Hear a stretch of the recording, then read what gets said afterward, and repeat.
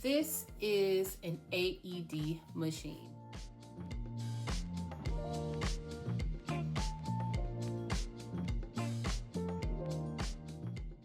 Hello everyone, welcome back. I am your training system sis, Mercedes, here to share with you some more basic information about CPR.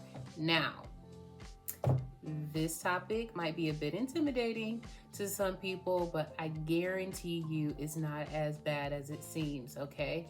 You see these units in malls, you see them at your job, you see them at the shoe store. What am I talking about? I am talking about A.E.D machines. Now, because these are electrical units, some people are like, I'm not touching it at all. But I guarantee it's not as intimidating as it may seem. Let me break it down for you. Now, today I have a trainer with me, but this unit will look very similar to the units that you see in your workplace or out in public, okay? So you will see here, it's backwards.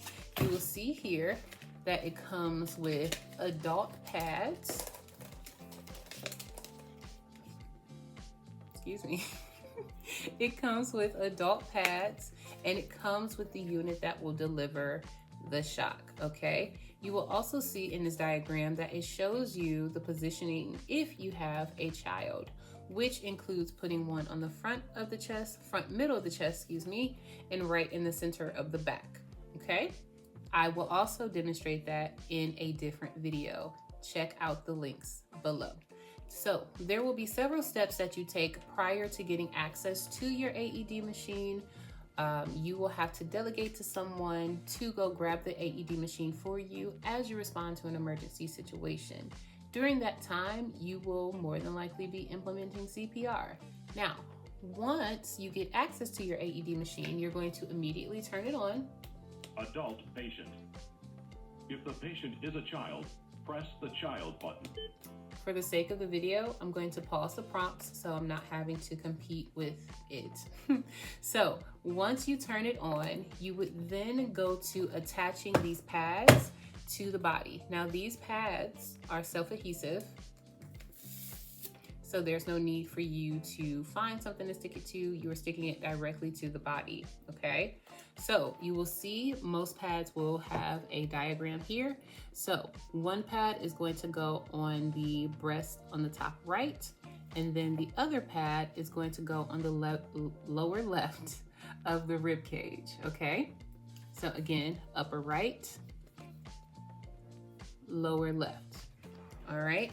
Once you put that on, you will hear a prompt that says analyzing heart rhythm, okay? So when the machine says it is analyzing heart rhythm, you want to make sure that no one, including yourself, is touching the body. So you are going to give the directive clear while making a hand gesture to have people back up, okay? So once again, you're going to put the pads on the body. Once placed appropriately, the machine is going to say analyzing heart rhythm. Once you hear this prompt, you're going to make sure no one is touching the body, and you're going to say what? That's right, clear. Once the machine has analyzed the heart rhythm, it may say shock advised, okay?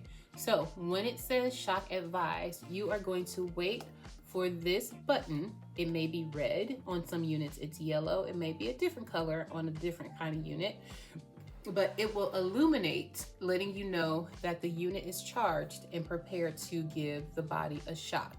Now, prior to pressing this button, you want to repeat again, if there are any bystanders, clear. It is also a healthy practice for yourself to make sure that you are not touching the body, because if you have any contact with the body, it is possible that you could receive a shock, okay? So once you establish clear, no one is touching the body, this button is illuminated, you're going to press it, and a shock will be delivered to the body. Now, again, as soon as the shock is delivered, the body is safe to touch again, and you will be able to go into implementing CPR. Once the shock is delivered, it will be okay to touch the body again and go back into those CPR reps, starting with your chest compressions. Okay, so once again, after the shock is delivered, it's immediately okay to go back into your chest compressions and starting CPR again. There is no need to remove these pads from the person's body because the machine will continue to analyze the heart rhythm and determine if another shock needs to be delivered after a few reps of CPR. So, once your shock has been delivered, you will continue to do CPR reps as the machine continues to analyze the heart rhythm. And during this time, it may tell you that another shock should be administered. And again, you would wait to see this red button illuminate, or whatever color the button is.